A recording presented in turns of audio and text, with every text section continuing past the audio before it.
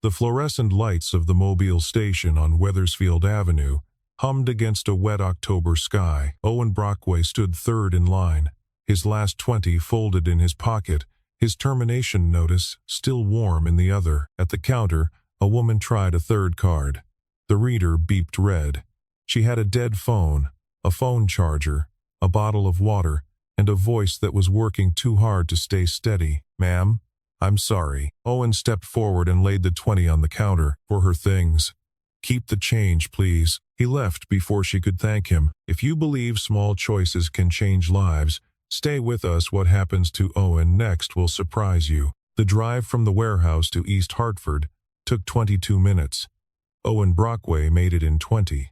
The Ford Ranger had 190,000 miles on it, and a rattle in the front left wheel that he had been telling himself for nearly a year now that he would get to. He parked behind the duplex on Forbes Street, sat with the engine off for a moment, and folded the termination letter twice along its existing creases before slipping it into the inside pocket of his jacket. Then he walked up the stairs. Ellis was at the kitchen table, pencil in hand, the way she always was at 4:30 on a Thursday. 8 years old, blonde like her mother, brow furrowed at a worksheet of 2-digit subtraction. "Hi, Daddy." "Hi, Peanut. How were the borrowings?" "Mr. Lopez said I forgot a 1. You can forget a 1. Ones forgive." She smiled without looking up. He set his lunchbox on the counter, walked past her to the bedroom, and pushed the folded envelope to the back of the bottom dresser drawer under a stack of Jennifer's old sweaters he had never been able to throw away. Standing there, with his hands still on the wood, the kitchen disappeared for a moment. Jennifer laughing. August 2021. A pan of brown butter on the stove, her hair tied up with the elastic from a bunch of celery. She was telling him he was useless in a kitchen. He was telling her she was beautiful. Then the recovery room at Hartford Hospital, 10 months later. The way the monitors had sounded. The way the resident had stopped talking mid-sentence when the numbers shifted. Then the mirror on the morning of the funeral. The promise he had made to no one but himself. "I will stay home. I will be there." Then Ellis, 5 years old, hand in his, walking through the doors of Pitkin Elementary on her first day of kindergarten. He had cried in the truck after. She had not. He came back to himself, closed the drawer, and went to the kitchen. He pulled up his banking app while she finished the worksheet. $43.18. Rent was due in 20 days. His severance, such as it was, would clear in 7 business days. The math, when he ran it without flinching, was tight but not yet impossible. "Daddy?" "Yeah." "Can we have pancakes tomorrow?" He opened the refrigerator. Half a carton of eggs, a bottle of milk with 2 inches in the bottom, a jar of strawberry jam from her grandmother in Vermont. "We can have pancakes tomorrow." She put down her pencil. Okay. They ate spaghetti for dinner from a box he had bought 3 weeks earlier. They watched 20 minutes of a nature show about octopuses. She brushed her teeth without being asked, and let him braid her hair the wrong way before bed, the way she always let him. Because, she said, his way made her look brave. After she was asleep, he turned off the kitchen light, lay down on the sofa in his clothes, and stared at the ceiling. He kept thinking about the woman at the gas station counter, not what she had said, not what she had been buying, the way her voice had tried not to break. He knew that sound. He had it himself 3 years ago, in a kitchen that no longer existed, on a morning when he had told a 5-year-old that her mother was not coming home. Some things you learn to recognize. They never quite left. On the Monday after the gas station, Hadley Crane went back to the Mobile on Wethersfield Avenue. She had not slept well that weekend. She had told herself she was sleeping on the company, the audit committee, the 7 phone calls she had not returned. She knew, somewhere honest, that this was not the whole truth. She asked for the security footage. The clerk, a man named Devon who had been on shift Thursday night, recognized her from her photograph on the local business section. He pulled the tape without making a thing of it. She watched a 47-second clip on his back office monitor. A man in a faded canvas jacket stepped to the counter, laid down a folded bill, walked out without looking at her. The parking lot camera caught the back of his pickup as he pulled away, a logo, half peeled, on the rear window. Riverbend Logistics. By 3 that afternoon, she was standing in the warehouse manager's trailer on the east side of the river. The manager was a big man in a Carhartt vest who answered her questions because she had walked in like a person who was used to answers. Brockway? Forklift. Second shift. Laid him off last Thursday. Round of cuts. Good worker. Quiet. Why? He left something at a gas station I'd like to return. The manager looked at her. The kind of look that decided not to be curious. I don't give out home addresses. Sorry. She thanked him, walked back to her car, and pulled out her phone. The gas station camera had given her a clean plate. Her assistant Theodora Pell needed 11 minutes. Forbes Street, 328, second floor, 6 o'clock. The sky had gone the color of old pewter. She knocked. Owen opened the door and went very still. She held out his 20, folded the way he had folded it, and a thick white envelope. I wanted to bring this back, and to give you this. It was a gift, he said. You don't bring back gifts. Keep it. It wasn't a gift. You didn't have it to give. I gave it. That makes it one. She did not put the bill away, but she did not insist again. And this, she said, lifting the envelope, that I really don't need. It isn't charity. It's a thank you. It's still a thank you I don't need. She looked at him for a beat. Then she set the envelope on the porch railing and turned to go. The folded 20 was still in her hand. She had made it down 2 steps when she stopped. The front window of the duplex was lit from inside.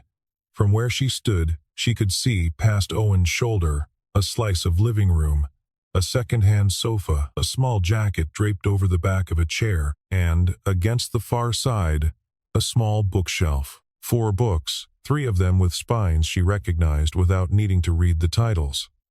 Above them, lying flat, a back issue of the Harvard Business Review, the cover line on the spine. Trust.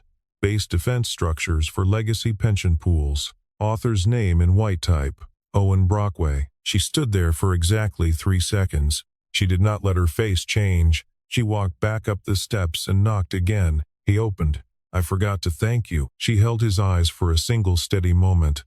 Something behind hers had moved, and was no longer where it had been a minute earlier.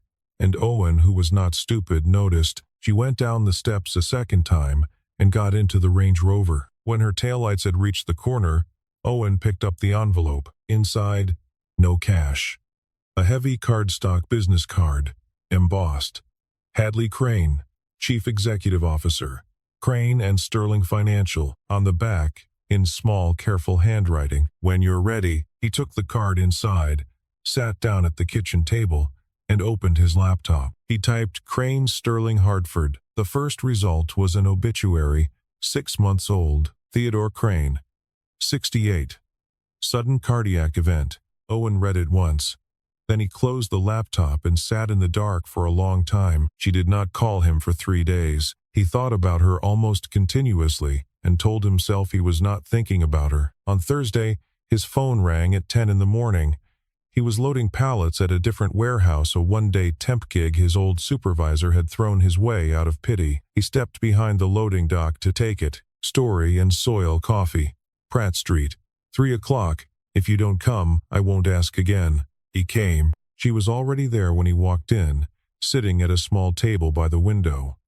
Gray wool coat, no jewelry. She had taken off her watch and set it face down on the table next to her cup, which he understood without being told. He sat across from her. The waitress came. He ordered black coffee. He took the cup with chapped hands. Hadley did not waste a minute on warm-ups. Vale Capital Partners has been pushing my board for 4 months now to spin off our legacy retirement portfolio. $1.8 billion in assets under management, approximately 11,000 Connecticut public sector retirees, most of them teachers and corrections officers and state lab technicians. They want it broken up and sold to 3 different secondary buyers. Their public argument is shareholder value. Their actual argument is that the portfolio structure has a vulnerability they think they can lever open. What vulnerability? An audit trigger pathway. Specifically, the kind documented in a paper published in 2018. Harvard Business Review. She did not break eye contact when she said it. He drank his coffee. I need someone who understands the defense structure to the level of detail at which it was originally designed. I have lawyers. I have my own analysts. None of them know it the way the person who wrote it does, and if I'm not that person anymore, then I'm offering you 3 weeks of consulting. $50,000. Your name on no document, no filing, no public release. Non-disclosure on both sides. After 3 weeks, whether or not it works, you walk. He looked out the window. A bus hissed past on Pratt Street. I drive a forklift, Miss Crane. 7 in the morning to 3 in the afternoon. I'm home before my daughter gets off the bus. I do that for a reason. I'm not that person anymore. I'm not coming back. She did not plead. She did not lean forward. She slid her coffee toward the middle of the table, stood up, and pulled on her coat. I didn't come to you because you're Owen Brockway, formerly of Linder and Halloran. I came because of the man at the gas station. If those are 2 different people, I apologize for the confusion. She put a 20 on the table. He noticed she had to dig for it. She caught him noticing. 2 Tuesdays ago I lost a credit card at LaGuardia. The bank froze every personal account I have, pending verification. I don't usually carry cash. I don't usually need to. She walked out. He sat there for 10 minutes. When the waitress came back, he paid for both coffees with a 5 and a small handful of quarters and dimes, the way a man pays when he is counting. He drove home and did not say a word for the rest of the afternoon. Ellis, over a dinner of grilled cheese and tomato soup, asked him if he was sad. He said, "No, Peanut, I'm thinking." She said, "Same thing sometimes." He looked at her for a long moment, and almost said something, and then did not. That night he read Ellis the chapter where Charlotte explains, with the patience of a spider for a small pig who is afraid, that everything dies, but some things stay. He had not realized, before he became a father, how much of the children's literature he would end up reading aloud would be about dying. He had not realized, before Jennifer, how often he would be grateful that someone else had already written the words. Ellis fell asleep with her head against his shoulder and the book open on his lap.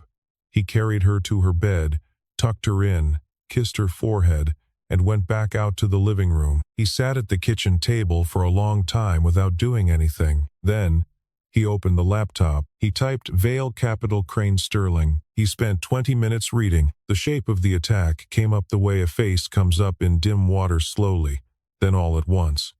Public filings designed to look like minority shareholder concerns.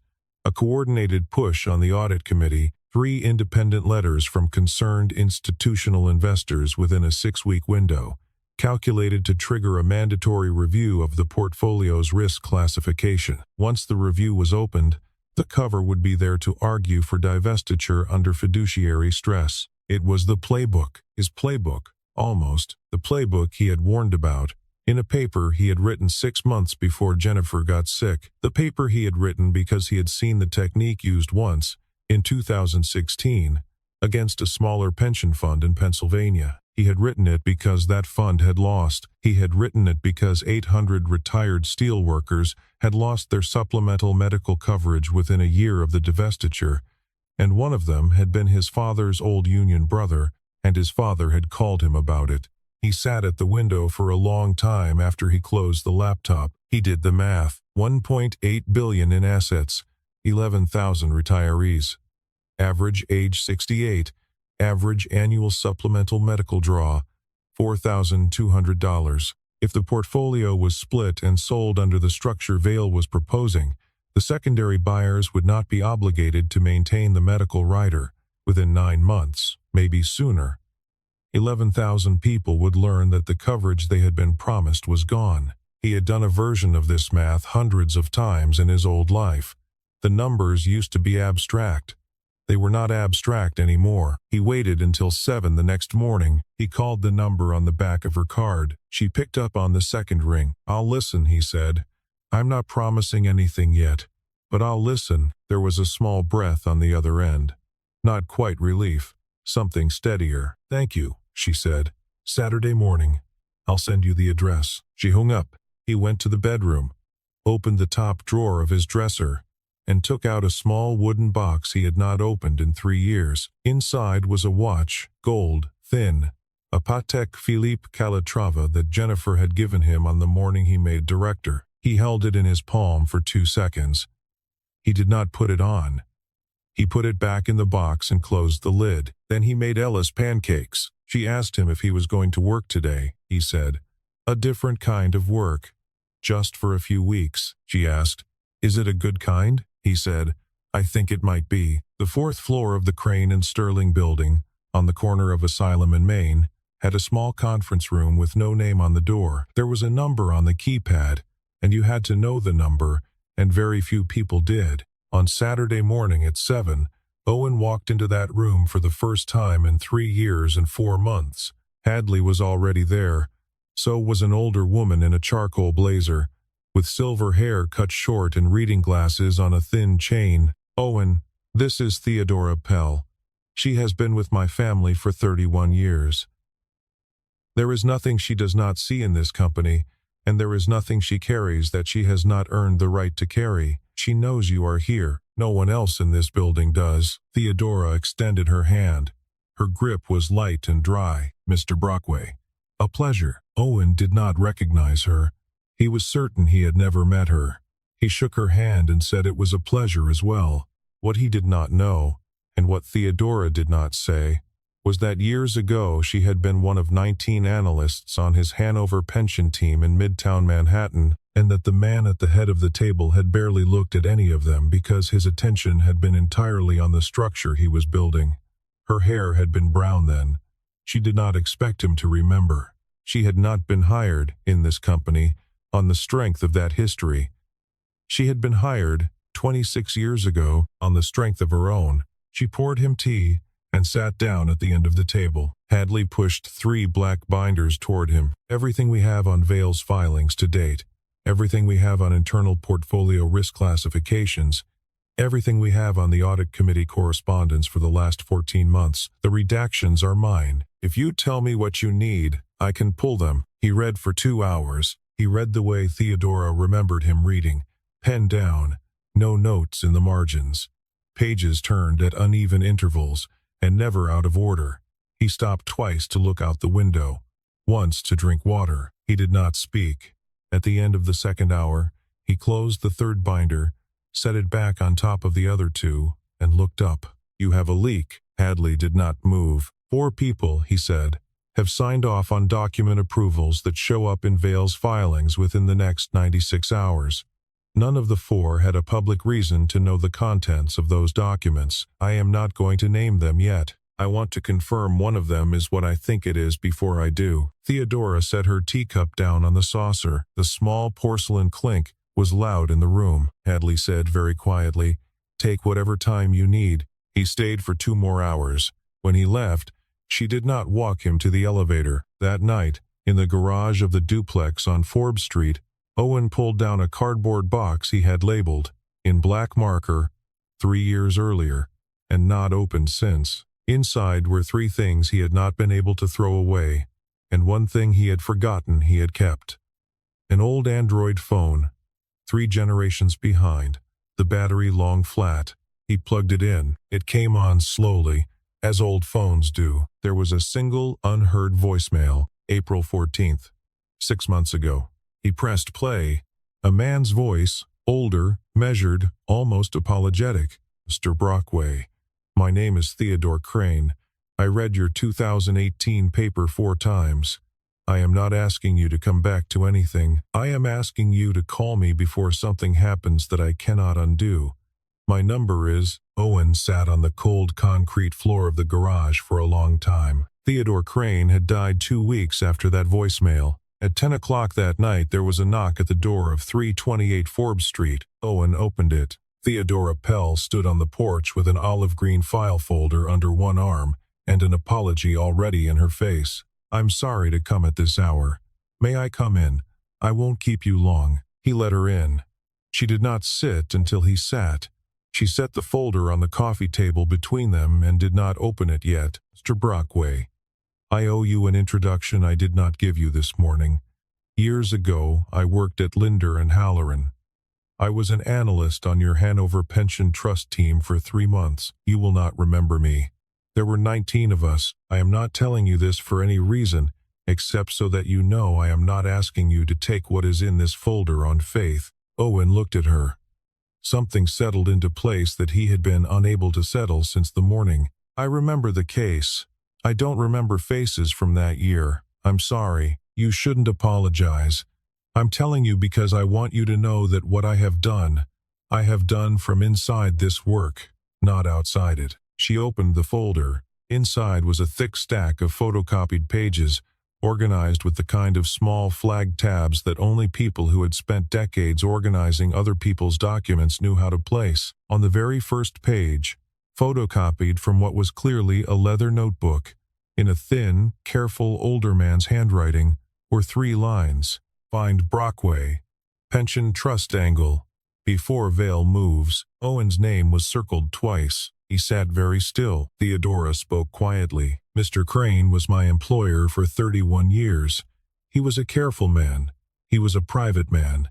He started writing those words in this notebook about 4 months before he died. He contacted 3 restructuring firms in that window. Each of the 3 had, somewhere in their book of business, a conflict with Vale Capital.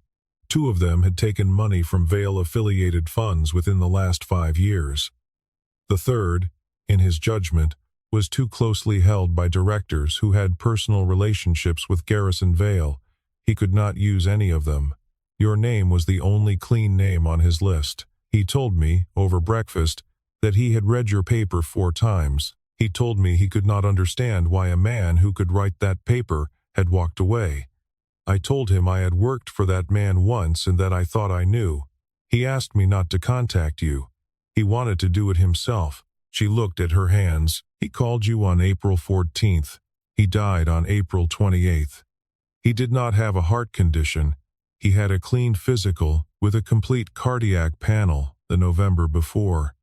I am not Mr. Brockway. I want you to hear me. I am not accusing anyone of murder. I have no evidence that would survive 5 minutes of cross-examination. I am telling you that I do not believe the death was natural. I am telling you that I have lived a long time in places where powerful people lose business, and a man at the top of an obstacle dies, and the family is sent flowers. I am telling you what I know, and I am telling you what I do not know, and I am leaving the difference between them where it belongs, which is in the dark. She closed the folder and slid it across the table to him. I promised him I would keep your name out of this until Miss Crane needed it. She needs it now. She stood. Good night, Mr. Brockway. Thank you for the tea I did not drink. She let herself out. He sat with the folder on his lap for a long time. At 11:31, he called Hadley. She picked up on the first ring. They were on the line for 34 minutes. They spoke for less than 5 of them. Most of it was the small, clean silence of 2 people listening to each other not speak. She did not ask him if he was in. He did not say. When they hung up, both of them knew. He came in at 6:30 every morning through the loading bay entrance off Anacello Street, took the freight elevator to the 4th floor, and worked in the unmarked conference room until 3:45.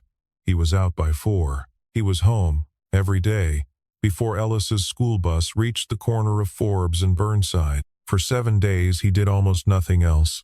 What he built carefully. The first layer was structural. He moved the legacy retirement portfolio out of Crane and Sterling's direct corporate balance sheet and into an independent fiduciary trust governed by a separate 3-member board chosen from the Connecticut Society of Actuaries and a retired federal magistrate. The trust's charter was bound.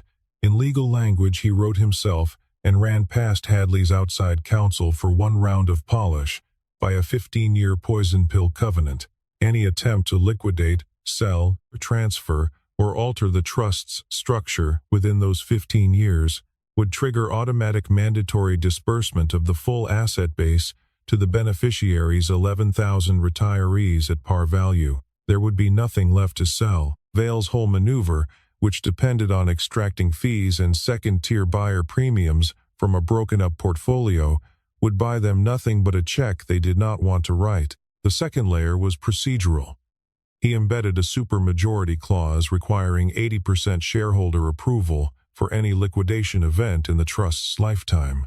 The Crane family, through Hadley and the various family-holding instruments her grandfather had set up in 1967, controlled 46% of voting shares. Theodore had cultivated relationships with another 19%. They would not all vote with Hadley out of love. They would vote with her in this question, because the 80% threshold made any other outcome a personal liability. The third layer was a tripwire. He drafted a fiduciary breach trigger that would activate automatically if any member of the C-suite or board signed off on a document materially related to spin-off, sale, and or restructuring of the legacy retirement portfolio without unanimous board consent.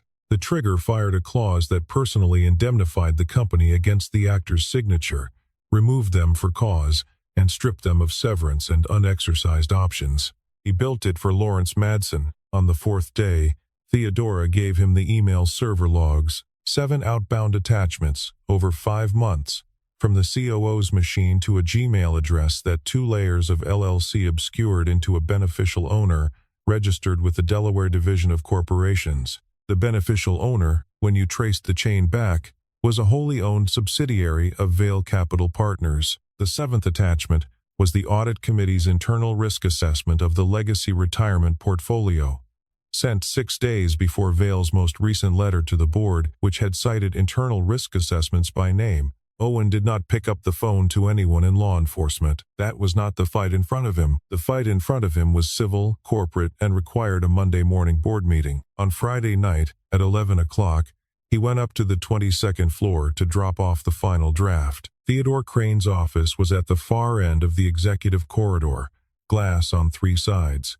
the lights of downtown Hartford gathering in low constellations below. Hadley was standing at the window, her back to the door. He came in and put the draft on the desk. She did not turn around. For a moment, the only sound was the building's ventilation, very faint, almost a breath. "My father should still be here," she said. Owen stood 1 step back from her shoulder. "He did not touch her," he said.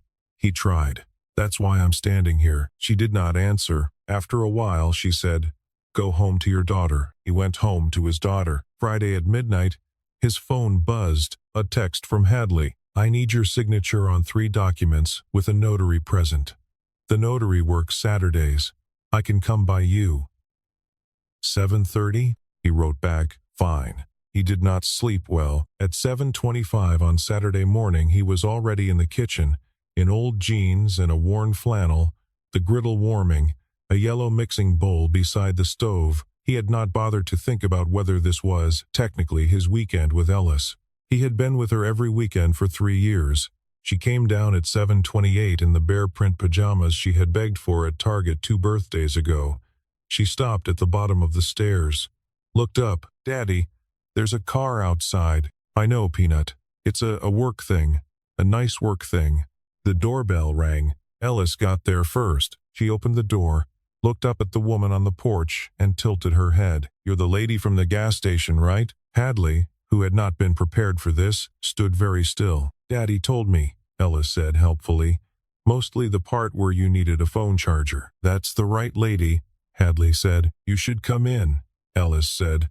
"We're having pancakes." Hadley came in. The notary, a tired-looking man with a briefcase, arrived 7 minutes later, stamped 3 signatures, accepted a cup of coffee at the table, and left. He had been in the apartment for 9 minutes. After he was gone, no one moved. Owen set down a plate of pancakes in front of Ellis.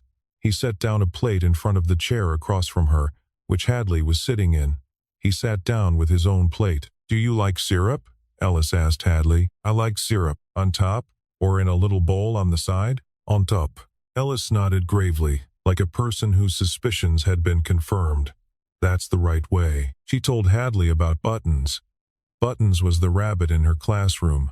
Buttons had a white spot over one eye and a brown spot over the other. Buttons did not like Liam Kerrigan because Liam Kerrigan had once tried to pick Buttons up by the ears, which everyone knew you were not allowed to do. Hadley listened to all of it. When Owen set down his coffee cup, he set it down half a second slower than he had set down the cup before, and Hadley, who was looking at him exactly then, saw it and did not say anything. They ate for 40 minutes. No one said the word Vail.